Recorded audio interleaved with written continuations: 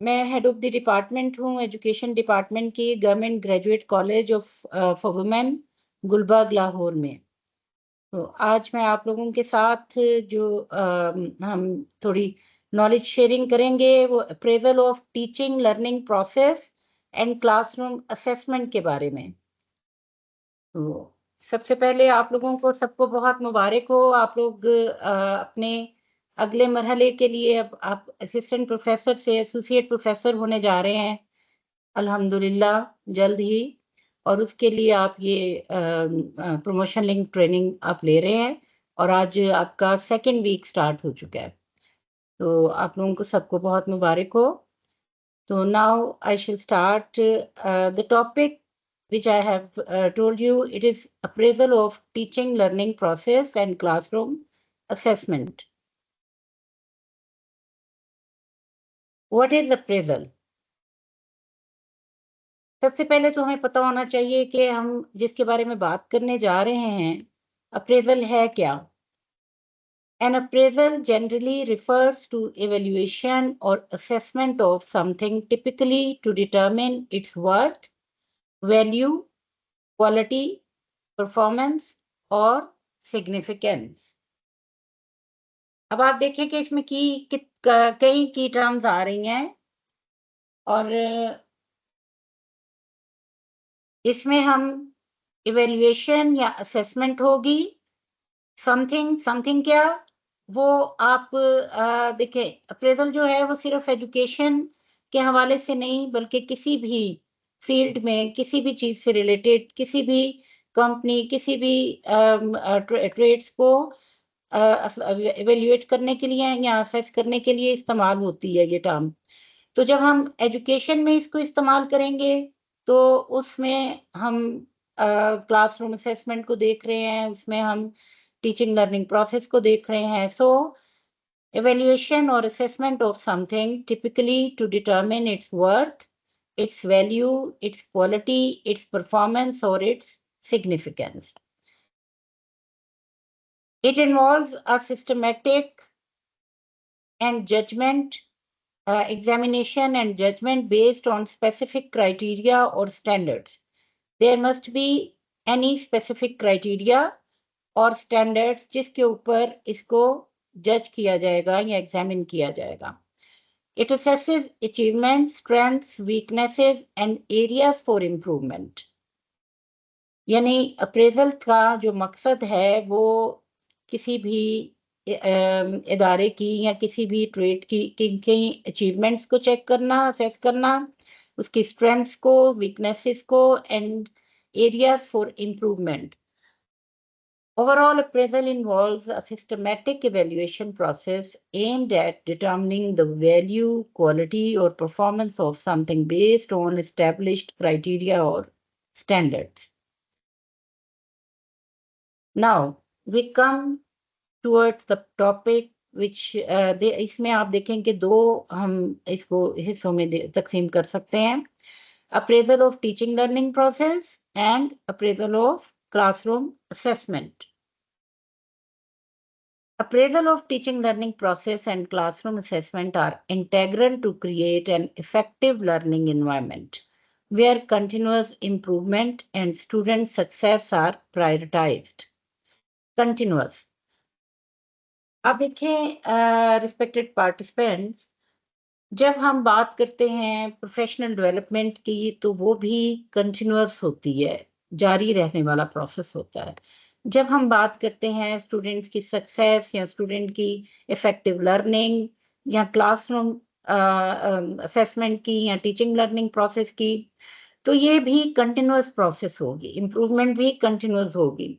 यानी एक जारी रहने वाला प्रोसेस है। इसको हम ऐसा नहीं है कि एक दफ़ा कर लिया और फिर उसके बाद हम कहेंगे ये मुकम्मल हो गया। तो ये सारे प्रोसेस जो हैं ये कंटिन्यूअसली जारी रहने वाले, और इसके लिए क्या किया जाता है ये मैं क्यों आपको बता रही हूँ कि जब भी ये प्रोसेस स्टार्ट होते हैं तो इसके लिए पहले से ये डिटरमिन किया जाता है कि हम कितने अरसे के लिए या कितने अरसे के बाद इस प्रोसेस को करेंगे। यानी एक साइकिल अगर स्टार्ट हुआ है तो इसको हमने कितने अरसे के बाद दोबारा से असेस करना है, तब हम कहेंगे कि जी इम्प्रूवमेंट हो रही है या नहीं हो रही है। So this is a continuous process. अच्छा, appraisal of teaching learning process. अब पहले हिस्से में हम appraisal of teaching learning process से इसका आगाज करते हैं। तो टीचिंग लर्निंग प्रोसेस, चूंकि आप लोग सब असिस्टेंट प्रोफेसर्स हैं, सीनियर असिस्टेंट प्रोफेसर्स हैं, और अपने अपने इदारों में आप टीचिंग टीचिंग के अलावा भी आप कहीं ड्यूटीज कर रहे होते हैं और कहीं एडमिनिस्ट्रेटिव पोस्ट के ऊपर भी काम कर रहे होते हैं, लेकिन मेनली हमारा जो काम हम स्टार्ट करके यहाँ तक पहुंचे होते हैं वो टीचिंग एंड लर्निंग प्रोसेस के साथ हमारा ताल्लुक होता है। तो appraising teaching learning process involves systematically evaluating and assessing various components of dynamics of teaching and learning within an educational setting. Educational setting क्या है? एजुकेशनल सेटिंग आपकी क्लासरूम इन्वायरमेंट है, आपके किसी भी जिस इदारे में आप काम कर रहे हैं उस इदारे का एजुकेशनल उसकी सेटिंग है। तो टीचिंग एंड लर्निंग को जब हम अप्रेज करने के लिए या उसको असेस करने के लिए इस प्रोसेस को, तो क्या होता है कि सिस्टमेटिकली हम एवेल्युएट करते हैं और असेस करते हैं वेरियस कंपोनेंट्स एंड डायनेमिक्स को। This appraisal aims to understand and improve effectiveness of both teaching strategies and learning outcomes. अब देखें कि टीचिंग स्ट्रेटजीज क्या हैं। टीचिंग स्ट्रेटजीज वो तमाम तर स्ट्रेटजीज या तरीक़ेकार जो कि आप अपनी टीचिंग को इम्प्रूव करने के लिए, टीचिंग को इफ़ेक्टिव बनाने के लिए और अपने स्टूडेंट्स को सेटिस्फाई करने के लिए और उनको बेहतरीन तालीम देने के लिए जो भी स्ट्रेटजीज आप अपनाते हैं, those are teaching strategies. And learning outcomes, अब ये टर्म हम सब के लिए नई नहीं रही है कि एसएलओस क्या होते हैं, स्टूडेंट लर्निंग आउटकम्स क्या होते हैं। पहले हम रिजल्ट्स की बात करते थे या हमें हमेशा अगर हम उनके पास फेल वगैरह की, लेकिन अब एक बहुत लंबा अरसा जब से टीचर्स ट्रेनिंग और जब से स्टूडेंट की इफेक्टिव लर्निंग की बात होना शुरू हुई है, तो ये मेरा ख्याल है डेकेड्स ही हो गए हैं। आप देखें कि लर्निंग आउटकम्स की बात होती है कि एसएलओस क्या हैं, यानी जो ऑब्जेक्टिव्स हम सेट करते हैं किसी भी लर्निंग एनवायरनमेंट के लिए, तो उन ऑब्जेक्टिव्स को अचीव करने के लिए जो जो टीचिंग स्ट्रेटजीज और जो भी तरीक़ेकार आप इख्तियार करते हैं, आपके स्टूडेंट्स अल्टीमेटली उन लर्निंग आउटकम्स को अचीव करने में, वहाँ तक पहुँचने में कामयाब हुए हैं कि नहीं। तो ये अब आप देखिए कि अप्रेजल का जो मकसद होगा टीचिंग लर्निंग प्रोसेस के अंदर, ये मैंने कुछ कुछ टर्म्स हाईलाइट कर दी हुई हैं इसमें उसका कलर चेंज करके, ताकि आप समझ सकें कि to understand and improve effectiveness हमने किन दो चीजों की, टीचिंग स्ट्रेटजीज की भी और लर्निंग आउटकम्स की भी। Now, we shall discuss key aspects involved in appraising teaching learning process. कि अगर हमने टीचिंग लर्निंग प्रोसेस को अप्रेज करना है तो क्या की एस्पेक्ट्स हो सकते हैं कि जिनको हमने देखना है। अब आप देखें कि आप खुद भी अगर देखते हैं, टीचिंग लर्निंग प्रोसेस के साथ आपका एक ताल्लुक है और आप खुद टीचर्स भी हैं, तो आप खुद भी जब देखते हैं तो आप जो सबसे पहले हमारे ज़हन में आता है कि बीइंग टीचर स्टेक होल्डर है ना। टीचिंग लर्निंग प्रोसेस के अंदर टीचर एक स्टेक होल्डर है, लर्नर यानी स्टूडेंट एक स्टेक होल्डर है। तो मेन स्टेक होल्डर्स जो हैं वो टीचर और लर्नर हैं। तो टीचर को सबसे पहले उसकी अप्रेजल के टीचर एवेल्युएशन कैसे की जाएगी, टीचर अपना काम इस प्रोसेस के अंदर किस हद तक कामयाबी के साथ कर पा रहे हैं और उनको अप्रेज करना और उनकी इम्प्रूवमेंट कहाँ कहाँ किस किस एरियाज में ज़रूरत है और उनको किस तरह से हमने मज़ीद इफ़ेक्टिव बनाना है, तो उसके लिए टीचर इवेल्युएशन। अब आप देखें कि टीचर इवेल्युएशन में इंस्ट्रक्शनल मेथड्स, सबसे पहले तो आप बीइंग टीचर आप सब भी जानते हैं कि हर टीचर का अपना इंस्ट्रक्शनल मेथड है, लेकिन जो अच्छी इफेक्टिव टीचिंग के लिए जो इंस्ट्रक्शनल मेथड्स की ज़रूरत है, आप उनको कहाँ तक और किस तरह एम्प्लॉय कर रहे हैं, इसको असेस करने के लिए और इफेक्टिवनेस असेस करने के लिए कि जो टीचिंग मेथड्स या टेक्निक्स या स्ट्रेटजीज टीचर्स यूज़ कर रहे हैं, क्या वो उतने इफेक्टिव हैं या उनको मज़ीद इफेक्टिव बनाने की ज़रूरत है। तो ये अप्रेज़ल का मकसद होगा और इसको इवैल्यूएट करना की ज़रूरत होगी कि टीचर के जो टीचिंग मेथड्स हैं, वो स्टूडेंट्स की नीड्स को, स्टूडेंट्स के को लर्निंग आउटकम्स अचीव करने में उनको मदद कर रहे हैं या नहीं कर रहे हैं। फिर उसके बाद ये कि क्लासरूम मैनेजमेंट के evaluating how teachers manage classroom environment including discipline, organisation and promoting a positive learning atmosphere in the class. अब आप देखें कि ये सारी चीज़ें आप बीइंग टीचर आप विजुअलाइज कर सकते हैं कि जब आप अपने क्लासरूम के अंदर जाते हैं तो इंस्ट्रक्शनल मेथड्स के साथ साथ आपको क्लासरूम मैनेजमेंट के हवाले से कई चीज़ों को साथ साथ लेके चलना पड़ता है और उसको आप उसकी मैनेजमेंट के लिए नो डाउट आप मुख्तलिफ स्ट्रेटजीज सीखते भी हैं और उनको अपनाते भी हैं और फिर उसके बाद आप देखते हैं कि किस सूरत हाल में आपको मज़ीद किसी इसकी इम्प्रूवमेंट के लिए काम करने की ज़रूरत है। तो उसको आप साथ-साथ अपनी सेल्फ इवैल्यूएशन भी करते रहते हैं और उसमें आप इम्प्रूव करने के लिए मुख्तलिफ मैनेजमेंट स्ट्रेटजीज़ को भी इंक्लूड करते हैं।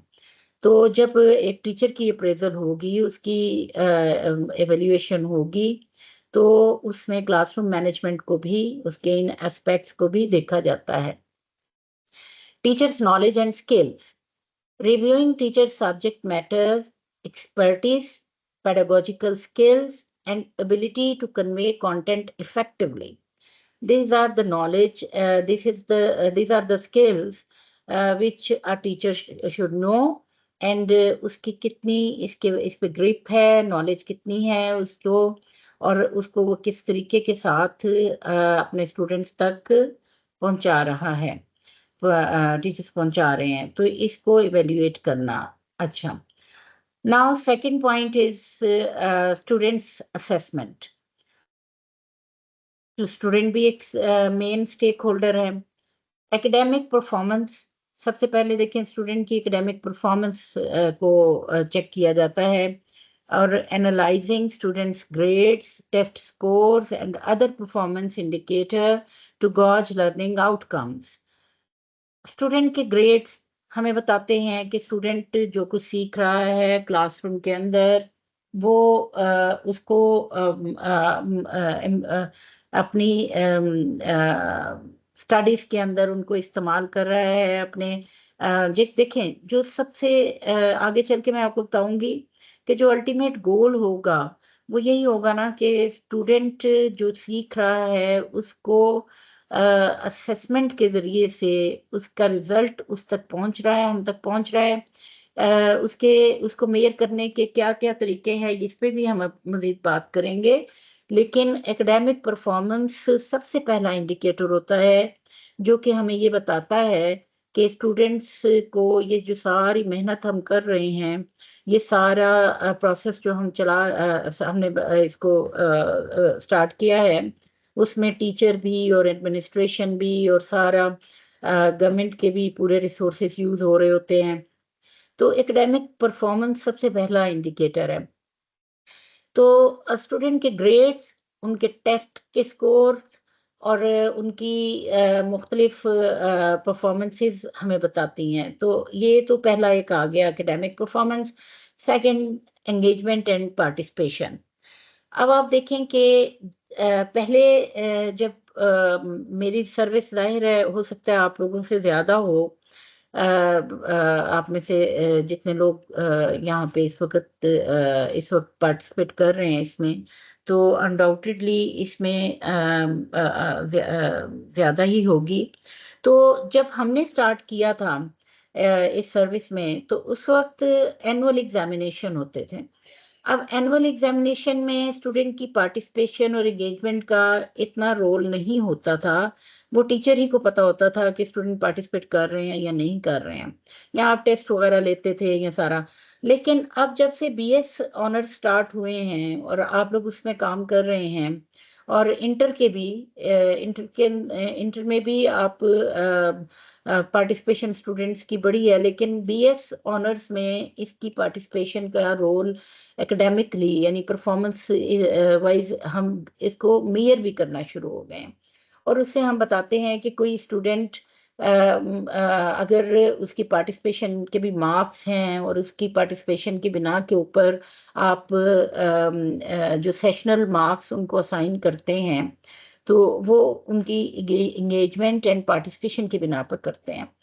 तो observing and measuring students engagement, participation and motivation in the learning process, इसको मेयर करने के लिए भी मुख्तलिफ तरीक़ेकार हैं। फिर स्किल डेवलपमेंट है कि evaluating the development of critical thinking, problem solving and other essential skills। अब जैसे मैंने आपको बताया कि जैसे बीएस ऑनर्स के स्टूडेंट हैं स्पेशली, तो उनको ये सारी अपनी स्किल्स को भी एम्प्लॉय करना पड़ता है अपनी स्टडीज़ के दौरान। और उसका रोल है उनकी उसमें असेसमेंट में भी।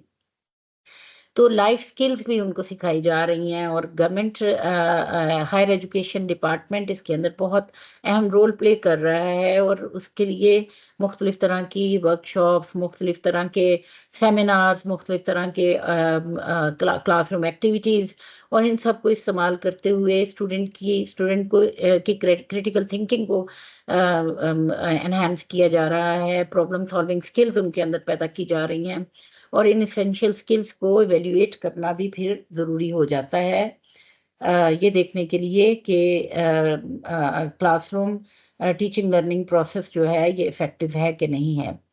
फिर करिकुलम इवैल्यूएशन, तीसरा जो एक एस्पेक्ट आ गया वो करिकुलम इवैल्यूएशन है। अच्छा, ये चीज़ें मैं आगे चल के आपको बताऊँगी कि इनको सिर्फ़ हम इस हद तक ही नहीं कर रहे हैं कि ये हम ज़ुबानी बातचीत कर रहे हैं, बल्कि जो प्रोसेस अब इन्वॉल्व्ड हैं, उनमें इनकी वेटेज है, इनकी इन्वॉल्वमेंट है, और इनको मेयर करने के लिए इंस्ट्रूमेंट्स बनाए गए हैं। तो करिकुलम इवैल्यूएशन में कंटेंट रेलेवेंस एंड रिगोर,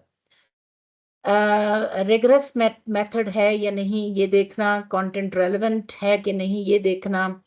फिर उसके बाद assessing appropriateness, relevance and rigor of curriculum to meet educational standards and students' needs। अब ये देखें कि एजुकेशनल स्टैंडर्ड्स, जब हम इसकी बात करते हैं तो आगे मैं आपको इसके इंडिकेटर्स का भी जिक्र करूंगी नेक्स्ट स्लाइड में। Alignment with learning objectives, ensuring that the curriculum aligns with the desired learning outcomes and educational goals। अभी हम लर्निंग आउटकम्स की बात कर रहे हैं, एजुकेशनल गोल्स की बात कर रहे हैं, और करिकुलम कैसे अलाइन होता है इनके साथ। तो ये सब बातें मैं समझती हूँ कि आप सब लोग किसी न किसी हवाले से आप इन टर्म्स को जानते हैं। अगर नहीं अभी तक आप अगर आप में से कुछ लोग हो सकता है कि वो सिर्फ इंटर कॉलेजेस में पढ़ा रहे हों, तो हो सकता है कि आप अभी बीएस ऑनर्स के साथ आपकी इन्वॉल्वमेंट ना हो बीएस ऑनर्स के टीचिंग में, लेकिन उसके ये सब होने के बावजूद आप अब इंटर में भी अब आप लर्निंग आउटकम्स के साथ भी वाकिफ हैं, एजुकेशनल गोल्स के साथ भी आप वाकिफ हैं, और करिकुलम को कैसे उसके साथ अलाइन किया जाता है उन ऑब्जेक्टिव्स के साथ, इन बातों से आप वाकिफ हैं बखूबी। अब इंडिकेटर्स की बात हम करते हैं कि चैट में मैं पढ़ रही हूँ कि वॉइस डिस्टॉर्शन है। तो देखें, मेरा नहीं ख्याल कि मेरी तरफ से है। तो अगर है तो अली साहब आप देख लीजिए, क्या कोई डिस्टॉर्शन है वॉइस में? हेलो जी। मुझे अब आया रिमार्क के नहीं नहीं है। इसका मतलब है कि वो पर्सनली आपको कोई मसला शायद हो। चले, इंडिकेटर्स। अब आप देखें कि ये जो बातें मैंने आपको पिछली स्लाइड में की, करिकुलम को कैसे इवैल्यूएट किया जाता है, कैसे रिलेट किया जाता है, आउटकम्स के साथ कैसे किया जाता है और ये सारा, तो इसके लिए इंडिकेटर्स बनाए जाते हैं जो प्रोसेस सब इन्वॉल्व। आप देखें सिर्फ हम बातें करने की हद तक नहीं है, डॉक्यूमेंट होती हैं ये सारी चीज़ें। इनको डॉक्यूमेंट करने के लिए अब मैं अगर कह दूं कि जी मैंने कोर्स को मैंने करिकुलम को मैंने इवेल्युएट कर लिया है और मैंने देख लिया है कि जी स्टूडेंट्स ने के लर्निंग आउटकम्स अचीव हो रहे हैं, तो इतने से तो बात नहीं होगी। मेरी इस बात को ऑथेंटिकेट करने के लिए कुछ, जैसे हमारे पास पहले आप देखें कि मैट्रिक का, इंटर का या बीए के रिजल्ट्स आते थे, तो उनको इंडिकेटर समझा जाता था। तो अब इवैल्यूएशन के लिए फर्दर इंडिकेटर्स सेट किए गए हैं जिनकी मदद से हम देखते हैं कि ये चीज़ें इवैल्यूएट कैसे होंगी। तो कोर्स आउटलाइंस प्रोवाइड की जाती हैं, ना सिर्फ इंटर के लिए, ना सिर्फ ग्रेजुएशन के लिए, अंडरग्रेड कोर्सेज के लिए, बल्कि हर मरहले पे आप एमफिल पीएचडी कहीं पे भी तो कोर्स आउटलाइंस अगर आपको प्रोवाइड किए जाती हैं तो उन course outlines, these course outlines are indicators. उसमें clear and well designed course outlines जो कि कोर्स डिस्क्रिप्शन दें, ये एक बहुत ज़रूरी होती हैं। फिर कोर्स लर्निंग आउटकम्स, उन कोर्स आउटलाइंस में कोर्स लर्निंग आउटकम्स दिए जाते हैं कि ये वाला टॉपिक पढ़ाने के बाद या पढ़ने के बाद स्टूडेंट इस काबिल हो जाएं कि वो उनकी इन इन एरियाज में मास्टरी उनको हासिल हो जाए। फिर weekly distribution of topics and relevant assessment questions and schemes दी जाती हैं कोर्स आउटलाइंस में।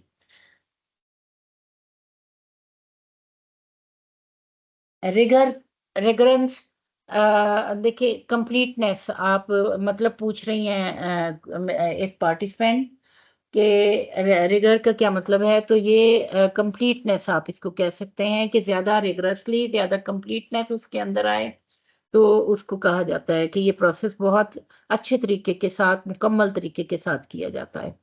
तो clear and well design course outlines with course description, ये प्रोवाइड की इंडिकेटर है। उसके अंदर कोर्स लर्निंग आउटकम्स होते हैं, weekly distribution of topics and relevant assessment questions होते हैं, एंड स्कीम होती है कि एक हफ्ते में कितना कोर्स आपने कवर अप करना है और उसके आपने स्टूडेंट्स को कैसे लेके चलना है, उसकी असेसमेंट कैसे होनी है।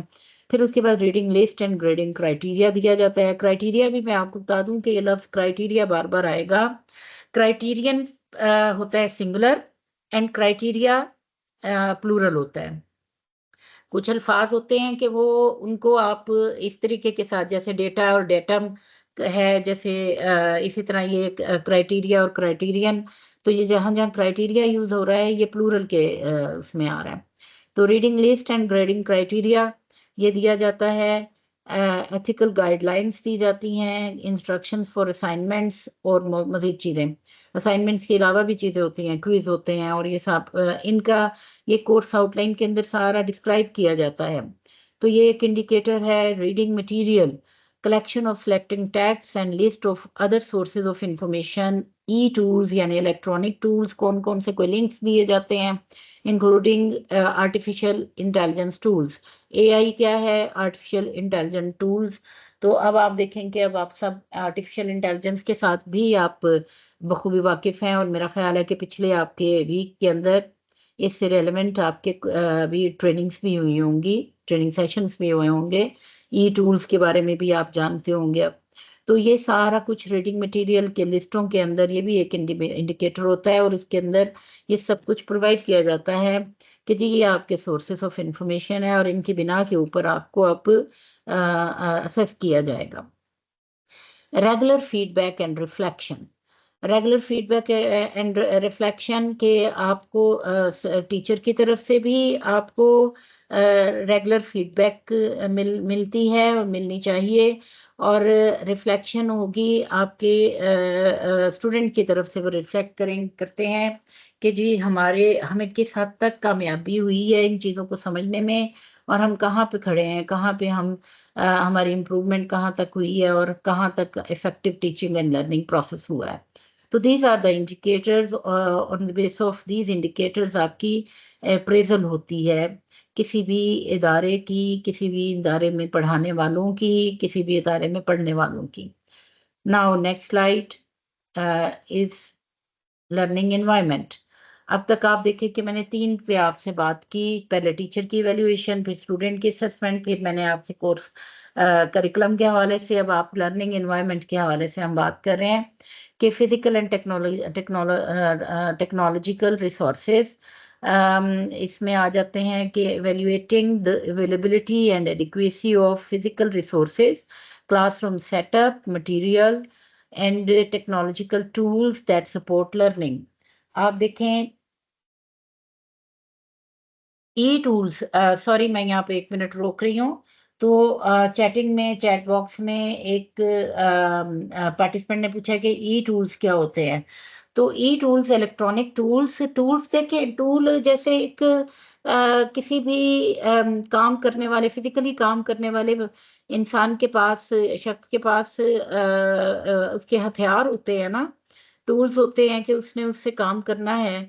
इसी तरह एक उस्ताद के पास, एक टीचर के पास भी जो टूल्स हैं वो उसकी क्लासरूम में काम करने के लिए वो मुख्तलिफ तरह के, जैसे आपके एवी एड्स है, जैसे आपकी वो मुख्तलिफ तरह की एड्स जो आप इस्तेमाल कर रहे होते हैं अपने क्लासरूम के अंदर, वो आपके टूल्स हैं।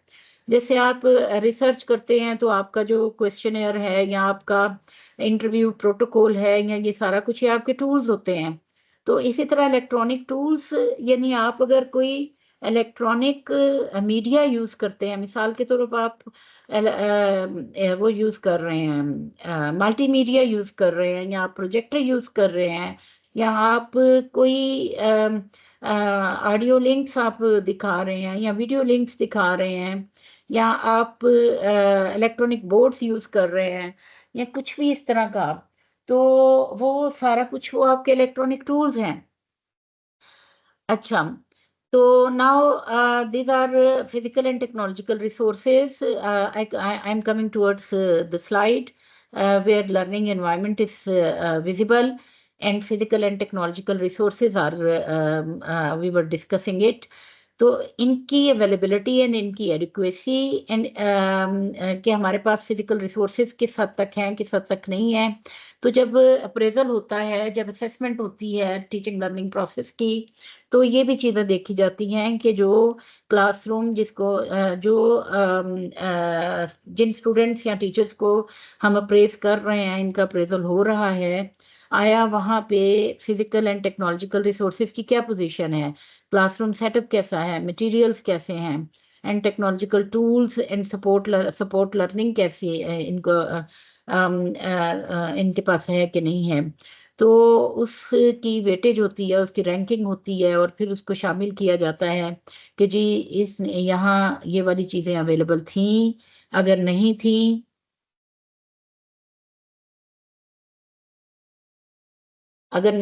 तो फिर आप उसको प्रोवाइड करें। तो ये सारा कुछ जो है ना वो,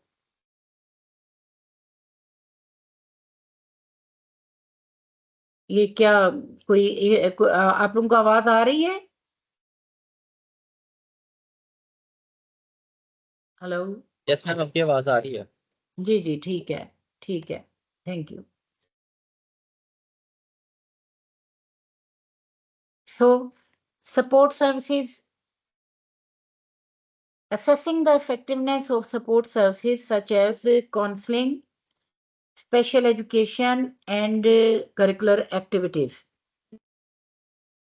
अब ये देखें कि जहाँ फिजिकल एंड टेक्नोलॉजिकल रिसोर्सेज को असेस किया जाता है कि ये उस क्लासरूम में अवेलेबल हैं या नहीं, तो वहाँ सपोर्ट सर्विसेज को भी देखा जाता है, उसकी इफेक्टिवनेस को भी असेस किया जाता है, सपोर्ट सर्विसेज क्या हैं, सपोर्ट सर्विसेज हैं कि किसी भी इदारे के अंदर उस क्लासरूम से रिलेटेड जो स्टेक होल्डर्स हैं उनके लिए काउंसलिंग, स्पेशल एजुकेशन की सहूलतें और को करिकुलर एक्टिविटीज मौजूद हैं कि नहीं। ये मेरे पास मैसेज क्यों आ रहा है बार बार, अली साहब? जी मैम। ये कुछ चैट बॉक्स के हवाले से कोई मैसेज आ रहा है बार बार, ये माइक्रोसॉफ्ट की तरफ से। तो ये एवरीथिंग इज ओके, मुझे इसको इग्नोर कर दूं? जी मैम, इसको इग्नोर कर दिया। जी ठीक है। चल, तो इस चीज को असेस किया जाता है कि सपोर्ट सर्विसेज, आप में से कई लोग जो जरा थोड़ा चूंकि गवर्नमेंट की तरफ से इंस्ट्रक्शंस हैं कि काउंसलिंग सेंटर्स भी बनाने की और स्पेशल एजुकेशन के हवाले से सहूलतें देने की भी, और करिकुलर एक्टिविटीज को भी इंक्लूड करने की, इसलिए मैं समझती हूँ कि तमाम असिस्टेंट प्रोफेसर जो हमारे साथ हैं वो सब इन टर्म्स से वाकिफ होंगे। अब को करिकुलर एक्टिविटीज के हवाले से एक बात मैं यहाँ कहती चली जाऊं कि कई लोग इसको एक्स्ट्रा करिकुलर कहते हैं, एक्स्ट्रा नहीं, को करिकुलर एक्टिविटीज। आप इस टर्म को हमेशा को करिकुलर के तौर पे इस्तेमाल करें, नथिंग इज एक्स्ट्रा। जब किसी इदारे के अंदर आप कोई भी एक्टिविटी होती है तो वो कुछ भी एक्स्ट्रा नहीं होता है, वो हिडन करिकुलम होता है या वो को करिकुलर एक्टिविटीज होती हैं, उन सब का रोल होता है लर्निंग में। नाउ मेरा ख्याल है कि लर्निंग एनवायरनमेंट आपको क्लियर हो गया होगा कि क्या क्या चीज़ें, इनके इंडिकेटर्स क्या होंगे। अब ये मैं आपको बता देती हूँ कि इनकी चीज़ों की बिना पर इसको असेसमेंट, इसकी अप्रेजल होगी।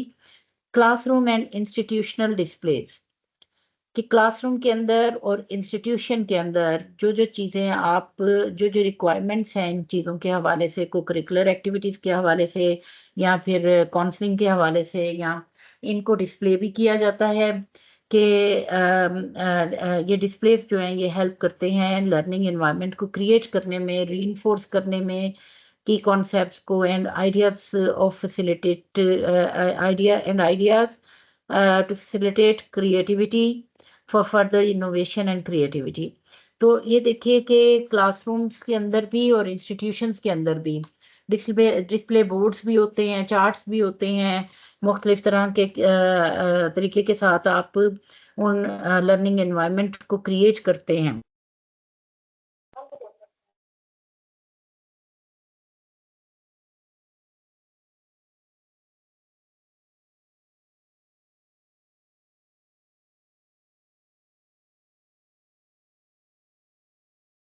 क्या करते हैं कि मैं अपनी क्लास को डिस्कशन ग्रुप्स के हवाले से उसमें डिवाइड करके, तो मिसाल के तौर पर अगर 50 बच्चे हैं तो मैं उनकी एक मुनासिब तादाद के लिए के हिसाब से उनके ग्रुप्स बना के उनको डिस्कशन ग्रुप्स का नाम दे के, और फिर उसको उनको स्टूडेंट्स को कहती हूँ कि आप इसके आप फ्लावर्स के हिसाब से या कलर्स के हिसाब से या कलर्स किसी जो भी आप मुनासिब समझते हैं, इस तरह आप अपने नाम असाइन कर देती हूँ मैं उनको।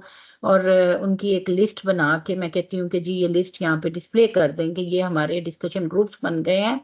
और अब फिर जब डिस्कशन के लिए उनको जब टॉपिक्स दिए जाते हैं तो उनको राउंड टेबल के अंदर उनको ग्रुप्स को बिठाकर और फिर उनको डिस्कशन करवाने के बाद फिर जो भी आउटकम आता है उसको भी डिस्प्ले कर दिया जाए। तो इस तरह ये लिस्ट डिस्प्ले करने से ये मुख्तलिफ तरह के आइडियाज़ हैं ना। तो आप display institutional and classroom level के ऊपर आप इनको आप करते हैं, और फिर उसके बाद इनकी असेसमेंट के अंदर भी इन चीज़ों का रोल होता है। Excuse me.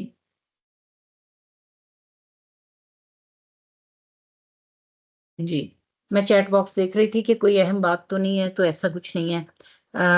फिर learning landscape learning management system भी इसमें आ सकता है, कंप्यूटर्स भी आ सकते हैं, इलेक्ट्रॉनिक मटेरियल्स भी आ सकते हैं, लाइब्रेरी भी, etc।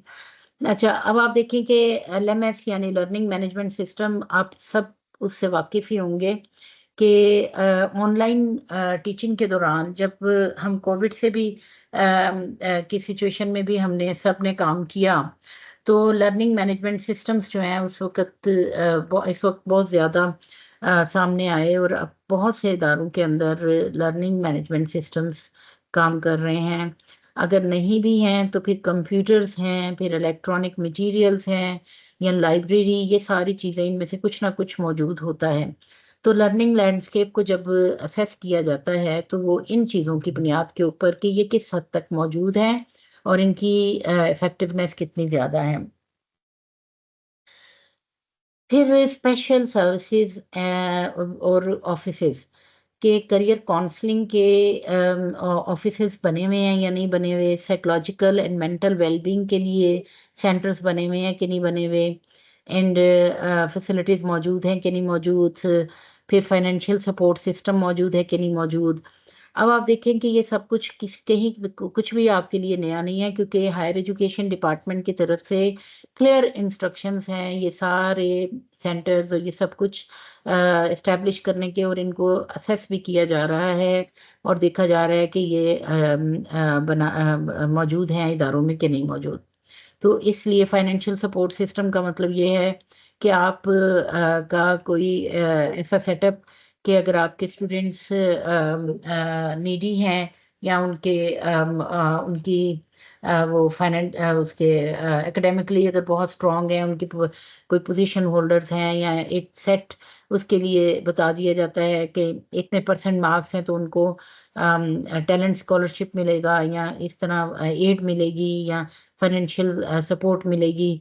तो ये सारे सपोर्ट सिस्टम किसी न किसी सूरत में इदारों में मौजूद हैं, तो उसकी वेटेज भी है ये अप्रेजल में मौजूद होती है कि इंडिकेटर्स चेक करते हैं, ये दीज आर द इंडिकेटर्स जिनकी बिना पर चेक किया जाता है कि ये किस हद तक इफेक्टिवली ये मैनेज किए जा रहे हैं और काम हो रहा है।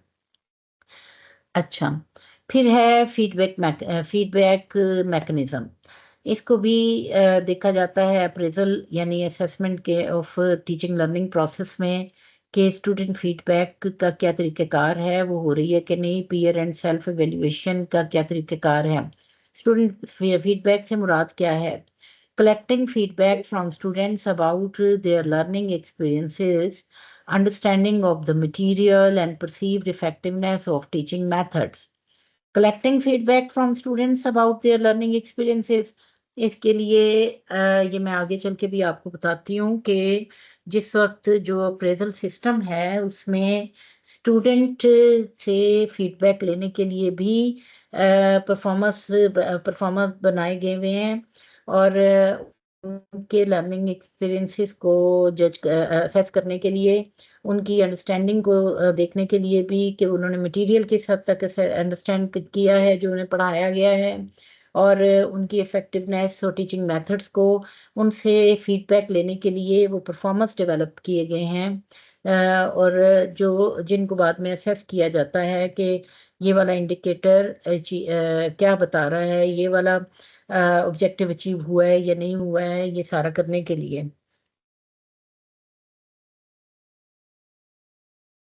Okay, peer and self evaluation, incorporating peer reviews and self assessment by teachers to promote reflective practices and professional growth। अच्छा, peers क्या होते हैं वो आप समझते हैं कि टीचर का peer कौन है, उसके साथ काम करने वाले कोवर्कर्स, एंड सेल्फ स्टूडेंट का peer कौन है, स्टूडेंट का peer उसके क्लास फेलोज हैं।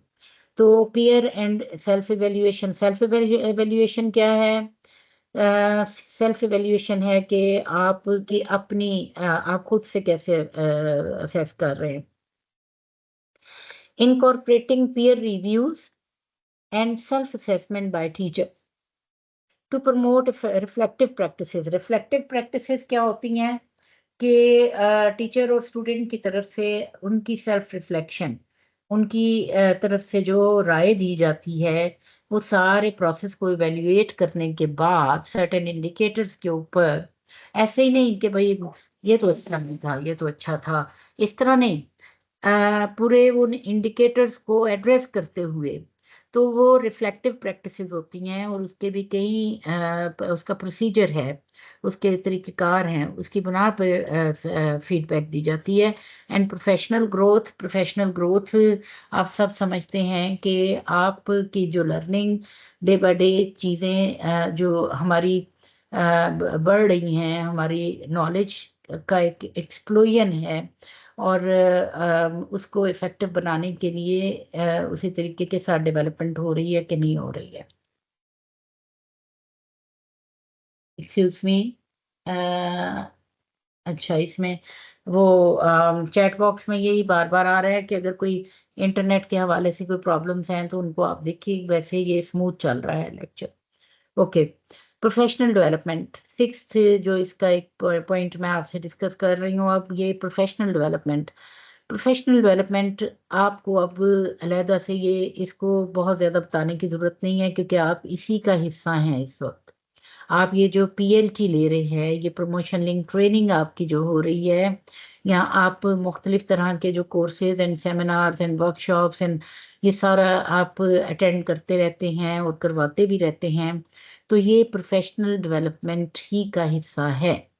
तो प्रोफेशनल डेवलपमेंट यानी आप लोगों को मज़ीद हमें आप नहीं, हम सबको मज़ीद इफ़ेक्टिव बनाने के लिए और आए रोज़ जो नई नई टेक्निक्स एंड नई नॉलेज का जो एक एक्सप्लोजन हो रहा है, नॉलेज की जो एडिशन हो रहा है और इसको इसकी इस तक हमारी रीच करने के लिए, इसकी हमें इनको समझने में मदद करने के लिए प्रोफेशनल डेवलपमेंट करवाई जाती है। प्रोफेशनल डेवलपमेंट के ज़रिए से हम अपनी इम्प्रूव करते हैं अपनी नॉलेज को, अपनी स्किल्स को और अपनी जो इलेक्ट्रॉनिक एक जो इन्वॉल्वमेंट हो रही है बहुत ज़्यादा पूरी दुनिया में, ग्लोबली भी और हमारे नेशनल लेवल पे भी, उन सबको इनकॉर्पोरेट करने के लिए ये जो स्किल्स डेवलपमेंट है वो प्रोफेशनल डेवलपमेंट के ज़रिए से होती है।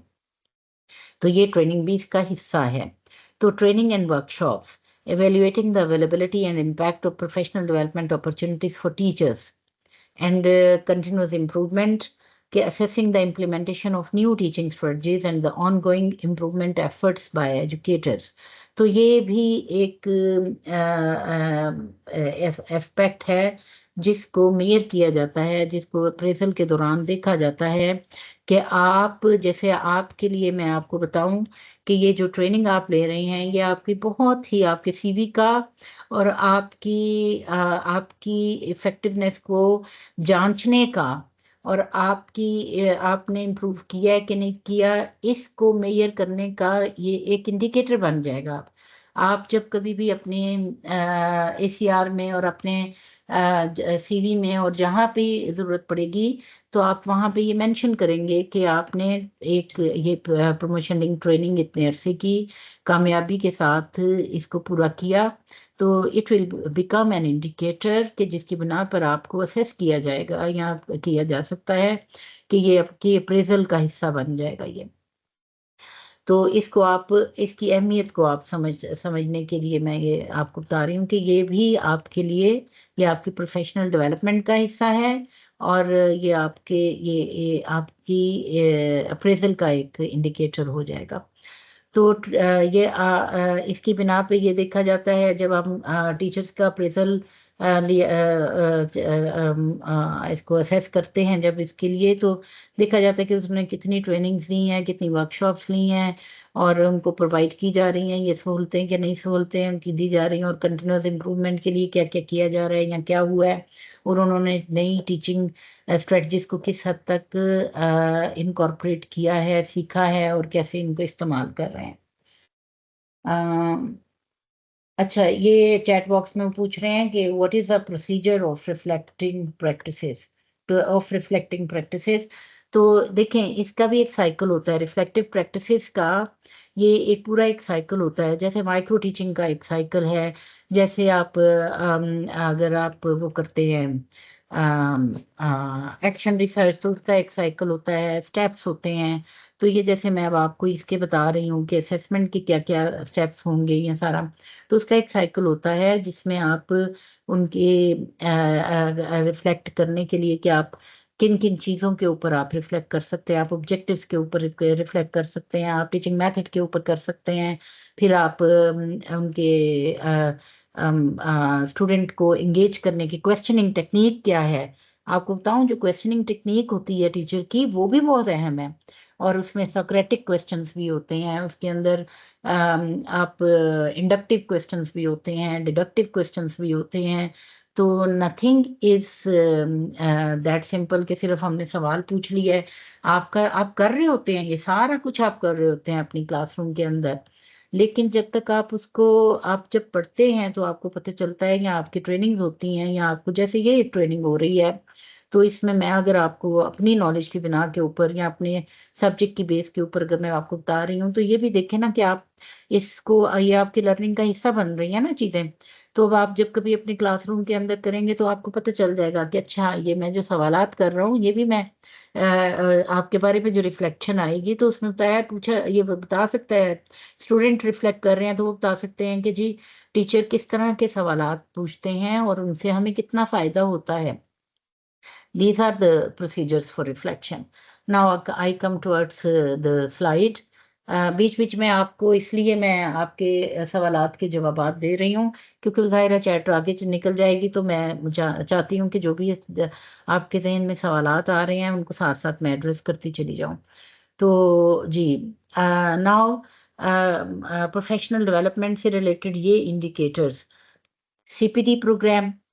सीपीटी जैसे मैंने आपको कहा कि कंटिन्यूअस, कंटिन्यूअस का वर्ड मैंने यूज किया था। तो जब प्रोफेशनल डेवलपमेंट होती है ना, तो ये भी एक कंटिन्यूअस प्रोसेस है। सीपीडी, सीपीडी उसकी एब्रिविएशन है। तो well structured continuous professional development programme are necessary and one of the core indicators of good professional development practices. HEC and PHEC and HED, ये सब बड़ी कामयाबी के साथ और बहुत मेहनत के साथ आपके लिए कंटिन्यूअस प्रोफेशनल डेवलपमेंट के प्रोग्राम्स और ट्रेनिंग्स डेवलप भी कर रहे हैं और आपको कंडक्ट भी करवा रहे हैं। अभी कुछ दिन पहले आपकी ट्रेनिंग स्टार्ट होने से पहले ग्रेड 20 की ट्रेनिंग हुई है, 19 टू 20 की प्रमोशन के लिए। और वो भी एक ह्यूज टास्क था और अभी आप लोग भी इसमें से गुजर रहे हैं। तो ये सारा higher education commission and Punjab higher education commission and higher education department, इन ये कोलैबोरेशन के साथ मुख्तलिफ लेवल्स के ऊपर जो प्रोफेशनल डेवलपमेंट के प्रोग्राम्स चला रहे हैं, ये मुकम्मल करवा रहे हैं। ये structured continuous professional development programmes, ये बगैर बगैर ज़रूरत के नहीं हो रहे हैं। ये आप देखें कि जब आपको अप्रेजल होगा, जब आपकी असेसमेंट होगी किसी भी टीचिंग लर्निंग प्रोसेस की, तो दीज आर द इंडिकेटर्स। और इनकी बिना के ऊपर असेस किया जाएगा कि जी ये स्टूडेंट, ये टीचर्स जो हैं ये इसमें से गुजरे हैं। इसका मतलब है कि इनको नई इलेक्ट्रॉनिक जो टूल्स हैं उनके इस्तेमाल का तरीका, और इनको पेडागोजिकल स्किल्स का नए, और इनको टीचिंग मेथड्स, और इनको स्टूडेंट की लर्निंग असेसमेंट, इन सारे हवालों से तरबियत दी गई है, ट्रेनिंग्स दी गई हैं। Now they are able to employ all these methods and skills in their classrooms. Now, quality enhancement cell, QEC, ये जो मैं सारे आपके साथ बात कर रही थी ना कि स्टूडेंट के हवाले से फीडबैक कैसे आएगी, टीचर के हवाले से वो, फिर उसके बाद मैं आपको करिकुलम के हवाले से, और फिर मैं आपको इंडिकेटर्स के हवाले से। तो अब ये जो क्वालिटी एनहांसमेंट सेल्स हैं, यहाँ पे इस बात को मैं आप रिलेट करती हूँ कि ये जो QEC क्वालिटी एनहांसमेंट सेल्स हैं, ये पहले हायर एजुकेशन कमीशन की तरफ से सिर्फ यूनिवर्सिटीज में काम कर रहे थे। तो वहाँ ये एस्टेब्लिश किए गए थे। फिर उसके बाद एफिलिएटेड कॉलेजेस में भी, और फिर पंजाब हायर एजुकेशन कमीशन ने भी इसके ऊपर ये एस्टेब्लिश किए। फिर उसके बाद हायर एजुकेशन डिपार्टमेंट भी इसके अंदर इन्वॉल्व। अब ये कोलैबोरेशन के साथ ये तमाम इदारों के अंदर क्वालिटी को असेस करने के लिए और इन्हांस करने के लिए ये क्यूईसी सेल्स जो हैं ये काम कर रहे हैं। और जैसे हम मैं जिस यूनिवर्सिटी के साथ हमारा कॉलेज एफिलिएटेड है, तो उनके साथ क्वालिटी एनहांसमेंट सेल के साथ हम तकरीबन 2016 से इस पे काम कर रहे हैं। और इसके लिए एक सेल्फ एवेल्यूएशन रिपोर्ट बनाई जाती है, जिसके अंदर मुख्तलिफ स्टैंडर्ड्स हैं, मुख्तलिफ क्राइटेरियन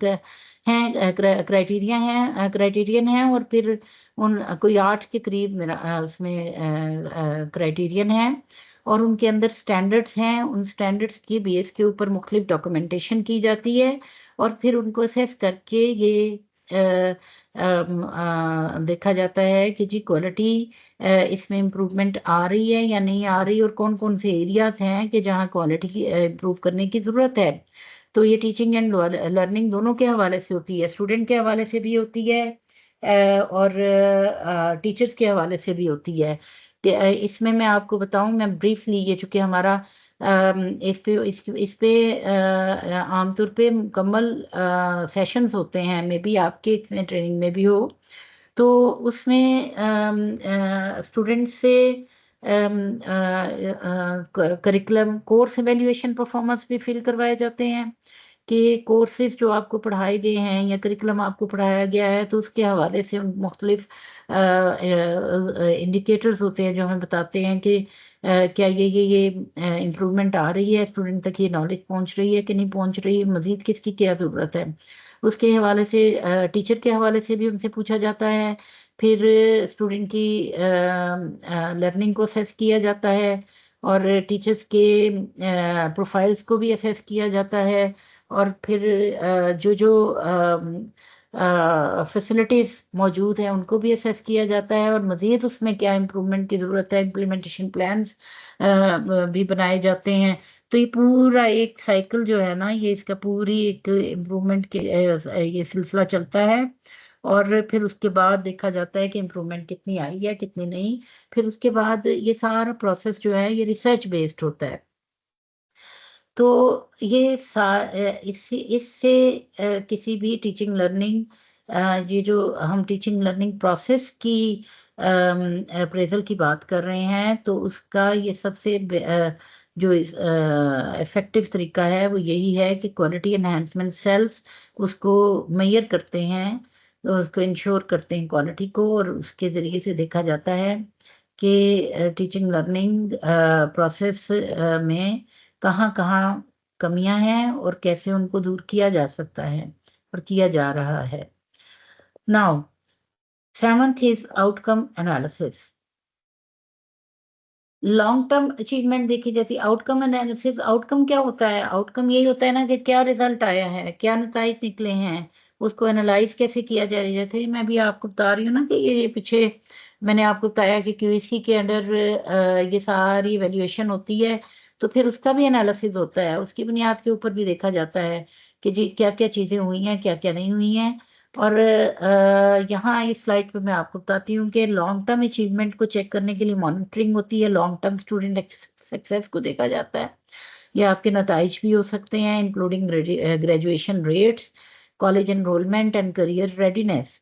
तो ये सारा डेटा जो है वो हमें बताता है कि जी हमने ये जो हमारे ऑब्जेक्टिव्स थे उनको अचीव कर रहे हैं कि नहीं कर रहे हैं। तो फिर उसके बाद बिहेवियरल एंड सोशल आउटकम्स भी होते हैं, वो evaluating the development of social skills, behaviour and overall student wellbeing. तो फिर इंडिकेटर्स इसके क्या हैं? एक तो ये मैंने आपको बताया कि इनके रिजल्ट्स, फिर उसके बाद एलुमनाई एसोसिएशंस के it can support, it can support, ये स्पोर्ट्स नहीं है, सपोर्ट है। It can support teaching and learning process by sharing important information about how well graduates were trained and prepared for their chosen fields and how current practices could be improved by making them more relevant. आप देखिए कि higher education department alumni associations के लिए भी इदारों से कोई instructions pass on की गई नहीं है और तकरीबन तमाम इदारे एलुमनाई एसोसिएशंस वहाँ पे काम भी हैं, काम कर रही हैं और ऑफिस भी बनाए गए हुए हैं।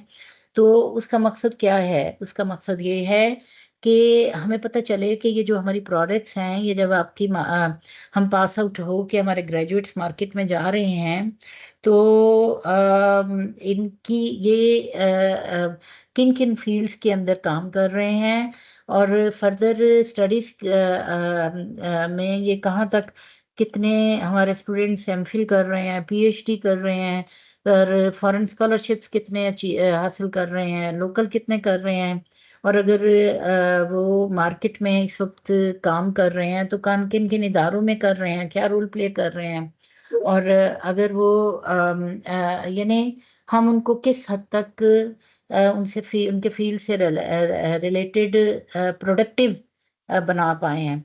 तो ये सारा डेटा जो है ना, ये हमारे आउटकम एनालिसिस में काम आता है। Student and faculty handbooks with clear policy guidelines and academic information for teachers and students can further strengthen good practices and inform stakeholders about expected outcomes in terms of level of knowledge.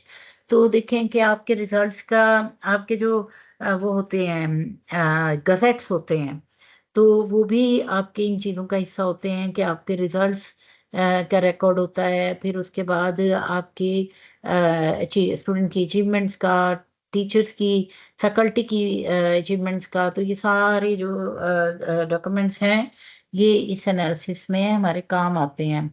और मैं आपको बताऊं कि अभी जो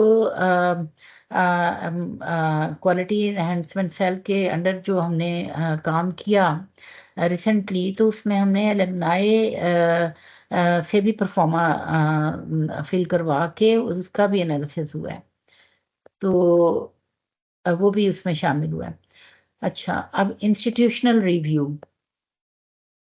ये policy and administration के आपका रिव्यू किया जाएगा, किया जाता है institutional policies, administrative support and leadership effectiveness का in fostering a conducive learning environment, कि इन इदारों के अंदर जहाँ से ये स्टूडेंट्स निकल रहे हैं, जहाँ पे टीचिंग लर्निंग प्रोसेस हो रहा है, इसको भी मेजर किया जाता है कि ये पॉलिसीज एंड एडमिनिस्ट्रेशन कि ये सारी कंड्यूसिव लर्निंग एनवायरनमेंट डेवलप कर रहे हैं कि नहीं कर रहे हैं। फिर एक्रेडिटेशन एंड स्टैंडर्ड्स, अब ये टर्म एक्रेडिटेशन की आई डोंट नो आप लोगों के लिए नहीं है कि नहीं है, कि आप यूज टू हैं इसके साथ। एक्रेडिटेशन जो मेरा जो ताल्लुक मुझे जब पहली दफ़ा मैंने एक्रेडिटेशन का लफ्ज़ सुना या इस्तेमाल हुआ, वो 2001 में नहीं 2005 में, जब मैं करिकुलम रिव्यू कमेटी की मेंबर थी, तो उसमें हमारी एक एचईसी के अंडर एक हमारी मीटिंग थी, तो उसमें कौंसल्स की बात हुई कि कौंसल एजुकेशन की कौंसल भी बननी चाहिए। तो तब मुझे पता चला कि एक्रेडिटेशन काउंसिल्स क्या होती हैं, और उस वक्त तक जो मुझे मेरे इल्म में था है, उस वक्त तक इंजीनियरिंग काउंसिल काम कर रही थी। और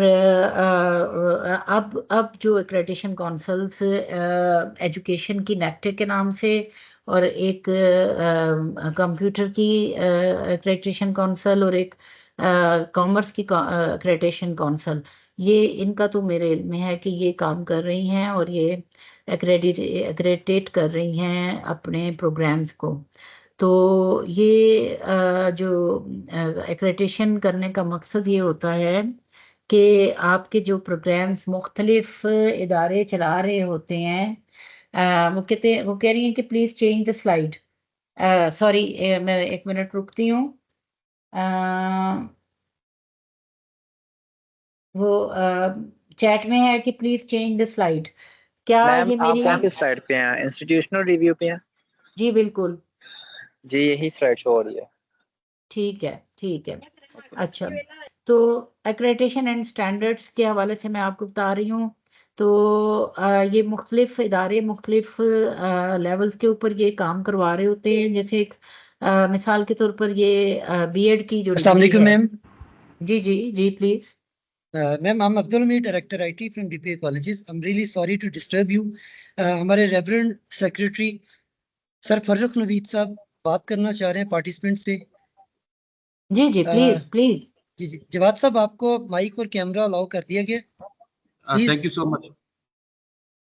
Thank you very much, Hamid sir, and thank you very much, Ms. Shahida. Just wanted to see कि आप लोग कैसे ये trainings conduct करवा रहे हैं. And ji ji basically, my intent was to have a chat with the participants to have their feedback. Are they satisfied with whatever is being imparted to them? So आप जी किसी participant से बात करवाएं. Let someone speak.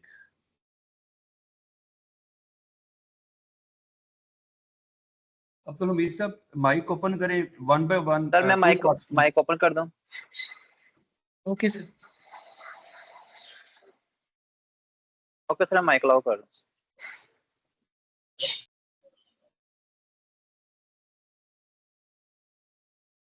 जी हमीद साहब, kindly ask someone, any of the participants, to comment on the quality of training, quality of the instructions, and quality of the moderator.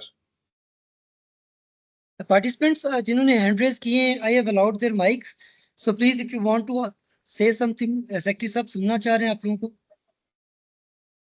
Anyone of you? Assalamu alaikum, sir. जी welcome सलाम. Sir, I am Dr. Gulnaz from Hassan Abdal College. Okay, welcome ji. Sir, हमारा पहले question आप कैसा experience है जी आपका? Sorry? How is your experience about this training? Sir, that's awesome, marvelous. बहुत अच्छे representations हैं, बहुत elaborated form में समझाते हैं। Last week के sessions भी बहुत अच्छे गए हमारे, और आज का भी ये third lecture तक, पहले दोनों भी बहुत अच्छे गए, और अभी भी डॉक्टर साहिबा बहुत अच्छा explain कर रही हैं। Like I'm enjoying the lectures actually. हमें बहुत इन्फॉर्मेटिव है, बहुत कुछ नया सीखने को मिल रहा है। खासतौर पर मैं उस कॉलेज से हूँ जहाँ पे एडीएस इस दफा सेमेस्टर वाइज स्टार्ट होने जा रही है और बीएस नहीं था, तो बहुत कुछ उससे रेलेवेंट हमें सीखने को मिल रहा है, और न्यू रिसर्चेस के बारे में और बहुत से पीडा एक्ट के बारे में, या जैसे अभी मैडम क्लास मैनेजमेंट वगैरह का उन्होंने सिखाया, तो बहुत बहुत अच्छे स्पीकर्स हैं हमारे। That's great. Any suggestion किसी और participant की तरफ से, आप अगर कोई module recommend करना चाहें where you feel that that should be part of your training modules? अस्सलाम वालेकुम सर। जी अस्सलाम वालेकुम. Sir I am Afsha Irfan, assistant professor fine arts. एक दो चीजें मैं सजेस्ट करना चाहूंगी। एक तो ये कि कुछ जो ऐसी प्रेजेंटेशन है they are quite lengthy, and 1.5 hour का लेक्चर होता है, उसमें हम अगर पर डे 3 लेक्चर्स भी लेते हैं तो उनको कंक्लूड करना हमारे लिए कोई बड़ा इशू बन रहा होता है। At the end of week अगर हमारे पास 15 लेक्चर्स हैं, तो अगर हम उनको भी कंक्लूड करना चाहें तो मेन क्रक्स निकालना या मेन की पॉइंट्स निकालना is a very hard thing to do, क्योंकि साथ साथ जॉब असाइनमेंट्स भी चल रही हैं। इसके अलावा अगर कोई रिसर्च में है तो वो रिसर्च की असाइनमेंट्स भी कर रहे हैं। उसके अलावा ये 5 आवर्स की ट्रेनिंग लेके उसके बाद अगर आपको रात को इसको कंक्लूड करना है तो that is quite very very tough. तो मैं एक ही सजेस्ट करना चाहूंगी कि जो भी प्रेजेंटेशंस हैं उसके एंड पे अगर जो भी प्रेजेंटर्स हैं माशाल्लाह बड़ा अच्छा ये लोग कन्वे कर रहे हैं, लेकिन अगर वो की पॉइंट्स अगर बीच में डाल दें, जो मेजर क्रक्स निकाल दें, तो वो हमारे लिए भी उसको एक तो मतलब मैं कहती हूँ उसको ज्यादा हम एब्जॉर्ब कर सकेंगे और उसको हमारे लिए भी ज्यादा फिंगर टिप्स पे रखना आसान हो जाएगा। I think this is my suggestion. I think all of my fellows will endorse it. Thank you so much, sir. I think it's a good point for consideration of my team. I will ask them to review it, because अगर 1.5 hour का session है तो ideally half of the time should be spent on presentation, and half of the time must be earmarked for the questions and answers. इसको structure करना चाहिए and जी एक minute, let me speak. Secondly, I will request my team to communicate with the presenters that their presentations must not be very lengthy. I'm seeing too much text on the slides, which is not appropriate. Presentations should be brief, crisp, and to the point. And for 45 to 50 minutes of the presentation, they don't need slides more than maybe maximum 15 slides should be enough. And after that, you should encourage the participants to interact with you, because monologue is not a preferred way of training the participants. It should be a discussion which should be open, which should be very candid and controlled as well to an extent. But still, I would encourage participants to speak out, have a discussion, ask questions, seek answers. I think this is the best part of the training, that if we don't allow you to ask questions, you won't be trained to ask questions. Allow your students to ask questions. And this is something. जी ma'am एक minute, let me speak first. मैं ये कहना चाह रहा था कि हमारे यहाँ सवाल पूछना कॉलेजेस में या एजुकेशनल इंस्टीट्यूशंस में is being discouraged for a while now. So सवाल पूछने की इजाजत देना आपको सीखने की जरूरत है. So if my presenters are not allowing you sufficient time to ask questions, how you will be trained and how you will encourage your students to ask questions. So I think curiosity और उसको जो एक passion है for the learning, वो तभी encourage हो सकता है जब आप two-way communication करते हैं. Monologue is not a good way of communicating. You are just passing your slides, reading it for the audience, not having their input, and that is not, I think, appropriate. I will ask my team to review the whole scheme of things, and in future I will recommend them to engage physical trainings instead of online ones. Online session सिर्फ उस सूरत में होना चाहिए when time constraint हो और तो बहुत compulsion हो, तो फिर हमें जरूर online facility avail करनी चाहिए. But otherwise, training should be live and physical, in the physical presence. That creates more conducive environment for learning. Anyone else? Thank you, sir. Thanks a lot, sir. एक बात कहना चाहूंगी sir, आपने कहा कि हमारे बहुत अच्छे हैं प्रेजेंटर्स, वो हमें अलाउ भी करते हैं कि जब भी हम क्वेश्चन करना चाहें, दरमियान में करना चाहें या आखिर में करना चाहें, वो जरूर करते हैं. लेकिन सर सिर्फ एक रिक्वेस्ट है कि अगर हमें जो प्रेजेंटेशंस मिलती हैं ये बहुत लंबी हैं, अगर हमें स्लाइड्स पहले शेयर कर दी जाएं तो हम उनके प्रिंट आउट ले लें और उसके बाद हम लें, तो लेक्चर हमारे लिए ज्यादा इफेक्टिव होगा कि हम उसको अच्छी तरह से समझ भी लिखेंगे और की पॉइंट्स भी हम नोट कर सकेंगे. Yes, very good point. Hamid साहब, आप kindly take note of it. आइंदा से एक तो हमारे जो प्रेजेंटर्स हैं, you will get their presentations first, उनकी कॉपी लें, उसको रिव्यू करें, उसको बताएं कि जी ये 1.5 आवर के लिए कितनी एक मुनासिब साइज ऑफ प्रेजेंटेशन होनी चाहिए, एंड उसको वो आप प्रायर शेयर करें with the participants. Okay sir, noted sir. Flipped classroom जो आजकल दुनिया भर में प्रेवलेंट है, हम भी कोशिश कर रहे हैं कि जी पाकिस्तान में और पंजाब में इसको हम प्रमोट करें. So I think we should start that flipped classroom concept from this training. अगर हम prior knowledge नहीं pass on करते, prior learning material नहीं pass on करते, तो आपके participants कभी भी they won't come up prepared. So I think ये अच्छी suggestion है, इसको implement करें next time. Okay sir. अस्सलाम वालेकुम सर. जी. सर मैं ताहिरा बतूल बहावलपुर से. सर हम बीएस क्लासेस को मॉर्निंग में पढ़ा रहे होते हैं, फिर हमारी ट्रेनिंग होती है और शाम को जाहिर है हमें किचन के भी काम होते हैं. तो सर रिक्वेस्ट ये थी कि ट्रेनिंग ऑनलाइन है तो हमारा टेस्ट भी ऑनलाइन होना चाहिए, MCQs type. Here I would disagree with you. Training हमेशा rigorous होती है. That prepares you to sort of equip yourself with the exigencies of the life. ये कभी भी लाइफ आपको इस तरह से नहीं मिलेगी कि एक टास्क मल्टीटास्किंग इसी चीज का नाम है। आप यहाँ पे हमारी ट्रेनिंग जो 4 मंथ्स लॉन्ग ट्रेनिंग सेशंस होती हैं, आपको कभी मौका मिले तो जरूर उसको रिव्यू करें, या किसी ने की हो तो उसे पूछिएगा। It's a whole full day activity. आपको तो सिर्फ एक लेक्चर के लिए या for few lectures a day engage किया जा रहा है, and that is for your benefit कि आपकी ट्रेनिंग्स हो जाएं, आपकी प्रमोशंस इफेक्ट ना हो। That is in your own interest.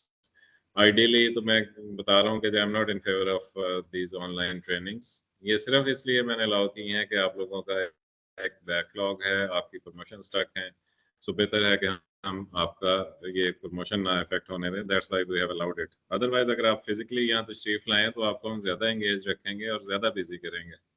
सो ये वाला point I don't agree with you. अस्सलाम वालेकुम सर। जी ये लास्ट कमेंट जी प्लीज। अस्सलाम वालेकुम सर। जी सामने। सर आपसे रिक्वेस्ट ये थी कि अब तक जितने भी हम लेक्चर्स ले चुके हैं लास्ट वीक में, तो हमारी पर लेक्चर जो स्लाइड्स की जो एवरेज है वो है 60 स्लाइड्स पर लेक्चर, और डेली के 3 लेक्चर्स हैं, 5 दिन लेक्चर्स लिए हैं, तो 15 लेक्चर्स को 60 से मल्टीप्लाई कर लें। और आज भी सुबह से तीसरा लेक्चर है, तो उसमें भी इसी तरीके से 50 टू 65 स्लाइड्स हैं। तो आपसे ये रिक्वेस्ट है कि जब हमारे एग्जाम डेट फाइनल हो तो इन्हीं स्लाइड्स में से कुछ 15 से 20 स्लाइड सेलेक्ट करके हमें बता दी जाए कि हम एग्जैक्टली वो तैयार हैं, क्योंकि पेपर तो पेपर है सर, और हम एज अ स्टूडेंट ही पेपर देंगे, चाहे हम अब 19 में प्रमोट हो रहे हैं, लेकिन एक बैक एंड पे हमारे टेस्ट की जो एक टेंशन है वो रिलीज हो जाएगी अगर सिलेक्टेड स्लाइड्स मिल जाएंगी। ये 60 स्लाइड्स के जब हम प्रिंट्स ले रहे होते हैं तो प्रिंटर भी गर्म हो रहा होता है और हमारा दिल भी डूब रहा होता है। चलें, बहुत शुक्रिया इस सजेशन का। वैसे ऑन अ लाइटर नोट, आपके स्टूडेंट्स आपसे ये डिमांड करें कि हमें गेस्ट बता दें ताकि हमें कम तैयारी करनी पड़े, तो would you allow it? तो ऐसे ना करें। लेकिन जनरली मैंने इसीलिए हमीद साहब से कहा कि ये कोई तरीका नहीं कि 90 मिनट के लेक्चर में आप 60 स्लाइड्स पकड़ा दें स्टूडेंट्स को। मैक्सिमम मैं कह रहा हूँ कि जी फॉर 90 मिनट लेक्चर आपकी स्लाइड्स 20 या मैक्सिमम 25 से ज्यादा नहीं होनी चाहिए। और इतना ज्यादा जो टेक्स्ट लिखा हुआ है स्लाइड्स पे मैंने देखी है कोई 5-10 minute, that is too much. Presentation I think एक मॉड्यूल आप ये भी ऐड करें कि how to make good presentations. किसी अच्छे प्रेजेंटर को बुलाएं, वो प्रेजेंटेशन के एक प्रॉपर डिसिप्लिन है, it is to be learned. तो ये भी आई थिंक आपके मॉड्यूल्स में हम ऐड करवाते हैं, एंड फॉर फ्यूचर इंशाल्लाह हम इसको वॉल्यूम को रिड्यूस करेंगे जी। Thank you very much. Best wishes for all of you, and मेरी team always in touch होती है. Your feedback is very important for us to improve the situation in the next trainings, and keep sending us feedback. Thank you. Thank you, sir. Wonderful. Thanks. Thank you, sir. Thank you, Ma'am, sir. you may continue your lecture, please. Ji, thank you, sir. Ji, participants. अब मैं दोबारा हम अपने अपने topic की तरफ आ जाए। चले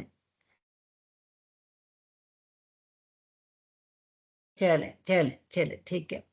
अच्छा, मैं ये थोड़ा सा रिव्यू कर दूं आपको, चूंकि आप लोग बातचीत के दौरान जाहिर है कि आप लोग इस पे, तो हम जो बात कर रहे थे, मैं पिछला थोड़ा सा समअप कर देती हूँ। हम अप्रेजल के हवाले से बात कर रहे थे, तो टीचिंग लर्निंग प्रोसेस की अप्रेजल के लिए मैं आपको बता रही थी, जिसमें मैंने आपको कुछ 7 के करीब पॉइंट्स बताए। ये बहुत अहम और ज़रूरी बातें थी जो आपको जानना बहुत ज़रूरी था, और उनकी जिस्ट ही उसके अंदर डाली हुई है।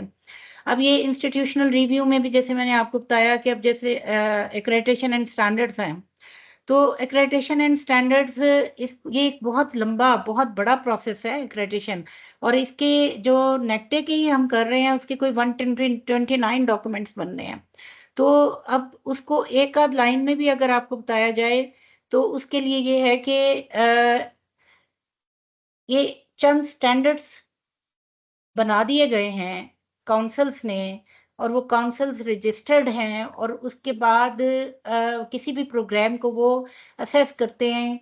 जैसे अब बीएड का ही अगर प्रोग्राम है तो उसको असेस किया जाता है कि ये इंडिकेटर्स हैं, ये स्टैंडर्ड्स हैं, अगर ये कोर्स इस पे पूरा उतरता है तो फिर ये कोर्स कंटिन्यू करेगा, अदरवाइज इसमें इम्प्रूव किया जाए या इसकी एफिलिएशन की जाए या ना की जाए। तो ये सारे के लिए क्राइटेरियन एंड स्टैंडर्ड्स बनाए जाते हैं। इसमें एक जो इंडिकेटर है वो कंडीशन ऑफ लर्निंग स्पेस का है कि आपके पास इतने कमरे होने चाहिए, इतनी जगह होनी चाहिए, और ये सारी रिसोर्सेज उसको देखा जाता है। रेगुलर आईपीईज, अब आईपीईज क्या है? Regular and well structured institutional performance evaluation के ये आईपीएस जो है इनको देखा जाता है कि कॉलेज में या इदारे में या ऑर्गेनाइजेशन में इसकी क्वालिटी और कंसिस्टेंसी को असेस किया जाता है। सो ये जो आप जिस्ट मांग रहे थे, जो आप सेक्रेटरी साहब से भी बात कर रहे थे कि हमें ये मुख्तसरन बताया जाए, तो ये देखें जैसे अब इस जितनी हमने अभी तक बात की है उसको इन शॉर्ट अगर देखा जाए तो appraising the teaching learning process is a comprehensive evaluation aimed at enhancing effectiveness of education by systematically reviewing and improving all aspects of teaching and learning. एक तो ये बात हो गई, दूसरा यही कि कंटिन्यूअस प्रोसेस हो है ये, और मल्टीपल स्टेक होल्डर्स इसमें इन्वॉल्व होते हैं, उसमें टीचर्स हैं, स्टूडेंट हैं, एडमिनिस्ट्रेटर्स एंड समटाइम्स एक्सटर्नल एवेल्युएटर्स भी होते हैं। और ये किस लिए होते हैं? एजुकेशनल स्टैंडर्ड्स के साथ वक्त के साथ साथ उसको इम्प्रूव करने के लिए, उनको मीट करने के लिए। तो that was about appraisal of classroom teaching learning process. Now appraisal of classroom assessment, अगर इसको हम देखते हैं तो एक्रेडिटेशन का आपने इसमें पूछा कि एक्रेडिटेशन क्या है। एक्रेडिटेशन मैं आपको बता चुकी हूँ कि एक्रेडिटेशन काउंसिल्स बनी हुई हैं जो कि एक्रेडिटेट करती हैं मुख्तलिफ डिग्रीज को, और उनमें से इस वक्त एजुकेशन की जो काउंसिल है वो है, और उसकी कॉमर्स की और कंप्यूटर की, ये काउंसिल्स इनको डिग्रीज को एवेल्युएट कर रही हैं। अच्छा, अब ये देखिए, ये एक मैं आपको मैंने ये खुद बना के मैं एक आर्टिकल पढ़ रही थी, तो उसको मैंने फिर खुद से ये डायग्राम बना के उस पूरे आर्टिकल को मैंने इसके अंदर समझने के लिए मैं सिर्फ जस्ट आपको ये बताना चाह रही हूँ कि जो टीचिंग एंड लर्निंग को टीचर किस तरह व्यू करते हैं और स्टूडेंट टीचिंग एंड लर्निंग को स्टूडेंट किस तरह व्यू करते हैं। तो जब टीचर्स देखते हैं तो सबसे पहले देखते हैं कि जी कोर्स कंटेंट क्या होना चाहिए जो मैंने पढ़ाना है और स्टूडेंट्स ने क्या लर्न करना है, और उसके बाद वो ये देखते हैं कि मैंने टीचिंग लर्निंग मेथड्स क्या यूज़ करने हैं, वो अप्रोप्रिएट हैं या नहीं। फिर उसके बाद वो सोचते हैं कि जी स्टूडेंट को मैंने असेस कैसे करना है। तो अगर स्टूडेंट्स को अगर आप देखें तो वो टीचिंग लर्निंग प्रोसेस में सबसे पहले ये देखते हैं कि मुझे असेस कैसे किया जाना चाहिए, कैसे किया जाएगा। जैसे आप लोगों की पहली नज़र जो है वो इस वक्त इस पे है कि हमारा पेपर कैसे होगा, पेपर कैसे हमने देना है या करना है। तो ये अब आप इस वक्त टीचर के, आप अब स्टूडेंट के हवाले से देख रहे हैं, और फिर उसके बाद आप देखते हैं कि मुझे लर्निंग ऑब्जेक्टिव्स क्या थे, अप्रोचेस कौन सी यूज हो रही। तो this is the difference between student and teachers approach. तो इनको मद्देनजर रखते हुए हमें असेसमेंट की स्ट्रेटजीज और अप्रेजल की बनानी है। अच्छा, अब क्लासरूम असेसमेंट की अप्रेजल के लिए ये मैं आपको मुख्तसरन, बजाय आपको मैं स्लाइड रीड करूं, मैं आपको मुख्तसरन बताती हूँ कि इसके क्लासरूम को अप्रेज करने के लिए, क्लासरूम असेसमेंट को अप्रेज करने के लिए और उसको एवेल्युएट करने के लिए सिस्टमेटिक एवेल्युएशन प्रोसेसेस होते हैं जो कि इफेक्टिवली टीचर को देखेंगे उसने टीचर ने क्लासरूम को कैसे मैनेज किया, एनवायरनमेंट को कैसे मैनेज किया, और स्टूडेंट के साथ उसका बिहेवियर कैसा था, इन्वॉल्वमेंट कैसे क्या थी, और लर्निंग ओवरऑल लर्निंग एटमॉस्फेयर कैसा था। फिर उसके बाद ये देखा जाए कि एजुकेशनल एक्टिविटीज़ जो क्लासरूम में कराई गई हैं उसमें स्टूडेंट्स किस हद तक इन्वॉल्व हुए, लर्निंग एनवायरनमेंट उनके लिए कंड्यूसिव था या नहीं था। तो ये क्लासरूम असेसमेंट की अप्रेजल के लिए। फिर उसके बाद क्रिटिकल कंपोनेंट्स, क्लासरूम असेसमेंट जो है इसका critical component of the educational process, और ये एक वास्ट रेंज ऑफ एक्टिविटीज को एनकम्पस करता है जिसमें टीचर जो कि टीचर यूज करता है इवेल्युएट कर to evaluate, to measure and to document the academic readiness and learning progress, skills acquisition and educational needs of students. यानी इन तमाम चीज़ों को एनकम्पस करने के लिए और डॉक्यूमेंट करने के लिए, यानी तैयार करने के लिए वो डॉक्यूमेंट्स लाइक आपका रिजल्ट, आपकी आपकी रिफ्लेक्टिव नोट कि कैसे ये स्टूडेंट्स जो हैं, ये मिसाल के तौर पर अगर आपके पास 50 बच्चे हैं या 40 बच्चे हैं तो उन सब को अलग-अलग से आप कैसे उनके बारे में बता पाएंगे कि ये स्टूडेंट्स किस हद तक कामयाब हो रहे हैं इन चीज़ों को करने में। तो ये क्लासरूम असेसमेंट ही आपको बताती है ना सिर्फ अब स्टूडेंट के रिजल्ट्स, बल्कि उसका बिहेवियर, उसकी स्किल एक्विजिशन और ये सारी जो उसकी एजुकेशनल नीड्स हैं। An effective appraisal of classroom assessment include several की एस्पेक्ट्स। जैसे मैंने पहले आपको बताया था टीचिंग लर्निंग प्रोसेस के हवाले से, अब ये क्लासरूम असेसमेंट के हवाले से भी कि assessment allows teachers to monitor individual student progress and identify areas where additional support or challenges may be needed.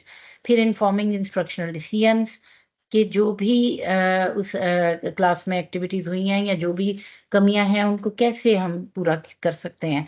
फिर स्टूडेंट की फीडबैक कि स्टूडेंट को बताया जाए उनके वीक एरियाज़ के बारे में और उनकी सेल्फ रेगुलेशन के बारे में और उनकी कंटिन्यूस इम्प्रूवमेंट के बारे में। फिर मेजरिंग लर्निंग आउटकम्स के जो भी लर्निंग आउटकम्स एक्सपेक्टेड हैं वो मेजर हो रहे हैं कि नहीं हो रहे, इसको असेस किया जाए। अब आप देखें ये बहुत अहम, मैं ज़रा जल्दी वो इसलिए बता रही थी कि एक बहुत अहम बात मैं आपको बताना चाह रही हूँ एक फॉर्मेटिव एंड समेटिव असेसमेंट के हवाले से। जो हम क्लासरूम असेसमेंट होती है उसमें एक दो तरह की असेसमेंट्स होती हैं एजुकेशन में, एक डेवलपमेंटल होती है, एक जजमेंटल होती है। अब डेवलपमेंटल जो है वो फॉर्मेटिव असेसमेंट होती है जो कि ऑनगोइंग एजुकेशनल प्रोग्रेशन है, और जजमेंटल समेटिव होती है जो कि एंड ऑफ द टर्म जिसको आप कहते हैं कि जी आपका असेस किया जाएगा। फॉर्मेटिव को असेसमेंट फॉर लर्निंग भी कहा जाता है, इसे आप ये EFL से आप देख सकते हैं, और जो समेटिव है उसको असेसमेंट ऑफ लर्निंग भी कहा जाता है। तो ये दोनों तरह की असेसमेंट्स जो हैं ये बहुत ज़रूरी हैं टीचिंग लर्निंग प्रोसेस के अंदर। इसको मज़ीद अगर आप ये देखें, ये टेबल बना के भी मैंने इसको बताया है कि समेटिव में ये आफ्टर लर्निंग टास्क होती है, और फॉर्मेटिव में ये लर्निंग प्रोसेस का इंटेग्रल पार्ट होती है, और समेटिव में इंफॉर्मेशन यूजुअली ट्रांसफ़र होती है मार्क्स में, और फॉर्मेटिव में क्वालिटी ऑफ लर्निंग को मेंशन करती है, और समेटिव में कंपैरिजन होता है किसी ना किसी क्राइटेरियन के साथ या किसी इंडिकेटर के साथ या मुख्तलिफ स्टूडेंट्स का आपस में, जबकि फॉर्मेटिव में it is linked to learning intentions and success criteria, यानी हमने बच्चे को इस काबिल बनाया है कि नहीं बनाया कि वो लर्निंग आउटकम्स को अचीव कर सकें। फिर उसके बाद looks back at past, summative जो है ये पास्ट लर्निंग के ऊपर इसकी तो नज़र होती है, जबकि फॉर्मेटिव में आगे बढ़ने की तरफ होती है। अब ये मज़ीद स्लाइड्स जो हैं ये फॉर्मेटिव असेसमेंट के बारे में है। इसका पर्पस मैंने जैसे आपको पहले बता दिया कि इसका मकसद ये होता है कि during the learning process student को कैसे मॉनिटर किया जाए, अंडरस्टैंडिंग उनकी देखी जाए, और ऑनगोइंग फीडबैक उनको कैसे प्रोवाइड की जाए उनकी लर्निंग को इम्प्रूव करने के लिए। टाइमिंग इसका मैंने आपको बताया कि through out the learning unit होती है। ये जो भी आप BS की क्लासों के दौरान भी जो एक्टिविटीज़, जो काम, जो सेशनल वर्क आप अपनी क्लास के दौरान कराते हैं वो सब आपका ज़्यादातर फॉर्मेटिव का हिस्सा है। आप लेक्चर लेने के बाद जब आपने बच्चों को कहते हैं कि ये जो मैंने आपको टेंस पढ़ाए हैं या ये मैंने आपको जो आज पढ़ाया है, मैंने आपको सस्टेनेबल डेवलपमेंट के बारे में पढ़ाया है या करिकुलम डेवलपमेंट का ये मॉडल पढ़ाया है, तो आपको ज़रा आप इसको 2-3 लाइनों में अपने अल्फाज में लिखिए तो सही, ज़रा यहाँ बोर्ड के ऊपर आके लिखिए। तो ये क्या है, ये आप उनको फॉर्मेटिव इनकी असेसमेंट कर रहे हैं। एग्जाम्पल्स इंक्लूड क्विजेस जो आप करते हैं, क्लासरूम डिस्कशंस करते हैं, होमवर्क असाइनमेंट्स देते हैं, या पीयर रिव्यूज होते हैं, या टीचर ऑब्जर्वेशन, ये सारी फॉर्मेटिव असेसमेंट का हिस्सा है। और माइंड यू, अगर आप अपनी फॉर्मेटिव असेसमेंट को स्ट्रॉन्ग कर लें, आप इसकी सलाहियत को बढ़ा लें बीइंग टीचर, तो मैं आपको बताती हूँ कि आप 90% तक अपनी टीचिंग लर्निंग प्रोसेस को इफेक्टिव बना देंगे। Focus is on identifying strengths and weaknesses in real time to guide instructional decisions and support student learning. Feedback इसमें बड़ी अहम है कि timely and constructive feedback students को मिल जाती है और मिलनी चाहिए। यूजेज इसकी लर्निंग गैप्स को जल्दी आप देख लेते हैं, आपको फ़ौरन पता चल जाता है कि आपका स्टूडेंट जो है वो आपको आपके इंस्ट्रक्शनल मेथड के साथ कोप अप कर रहा है कि नहीं कर रहा है। तो ये इसका ये मकसद होता है। It's very important formative assessment.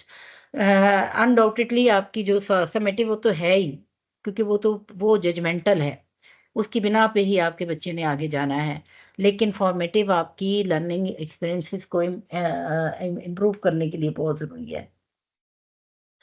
अच्छा जी, फॉर्मेटिव असेसमेंट की ये मज़ीद जो स्लाइड्स हैं, इनको अगर मैं आगे बढ़ा दूं, क्योंकि ये वही बातें जो हैं ये मज़ीद मैंने आपके लिए इसमें डाली थी ताकि आपको मज़ीद मैं बता सकूं, लेकिन चूँकि आपका कुछ वक्त उसमें भी इस्तेमाल हुआ, तो मैं चाहती हूँ कि पूरी आप ज़रूर अगले भी आप जान जाए। समेटिव असेसमेंट, फॉर्मेटिव मैंने आपको बता दिया। समेटिव के अंदर पर्पस क्या है? It is to evaluate student learning and achievement, और ये end of the unit instructional unit होती है। टाइमिंग इसकी क्या है कि after a period of instruction, और आमतौर पे ये देखें कि आपका जो मिड टर्म एग्ज़ाम है, आपका जो फाइनल टर्म एग्ज़ाम है, या आपके बोर्ड एग्ज़ाम्स हैं, वो ये सारे आपकी समेटिव असेसमेंट होती है। ये देख लीजिए, इसमें मेथड में भी ये है कि end of term exams and final exams, और फोकस इसमें क्या होता है? Extent of student learning against a set of standards. ठीक है, लर्निंग ऑब्जेक्टिव्स अचीव हुए हैं कि नहीं हुए। फीडबैक इसमें लेस इमीडिएट होती है क्योंकि ये तो एंड ऑफ टर्म होती है। यूजेज, स्टूडेंट अचीवमेंट को डिटरमिन करना और उनकी प्रमोशंस। तो गाइडिंग प्रिंसिपल समेटिव के जैसे मैंने आपको पहले बताया कि ये इंटीग्रल पार्ट है टीचिंग लर्निंग प्रोसेस का, और असेसमेंट टूल है कि हम ऑब्जेक्टिव्स अचीव कर पाए हैं कि नहीं कर पाए, और फिर उसके बाद स्टूडेंट को रिजल्ट्स इसके ज़रिए से मिलते हैं। और फिर इसमें यह है कि स्टूडेंट की नीड्स के मुताबिक subjective type paper, objective type paper, ये सारा इसमें शामिल किया जाता है। To summarise, this formative assessment is ongoing process, and summative process assessment is end of term इसको किया जाता है। both are very important। तो ये मैंने अब आपको अगर ओवरऑल इसको अगर मैं सम अप करूं तो it is appraisal of classroom assessment, appraisal of teaching learning situation is very important with reference to. जी sorry for interruption ma'am, inform करना था कि टाइम ज्यादा हो गया, 2 मिनट ज्यादा हो गई मीटिंग से। चलें जी, बस इट्स मेरी तरफ से ये मुकम्मल हो गई है। ओके जी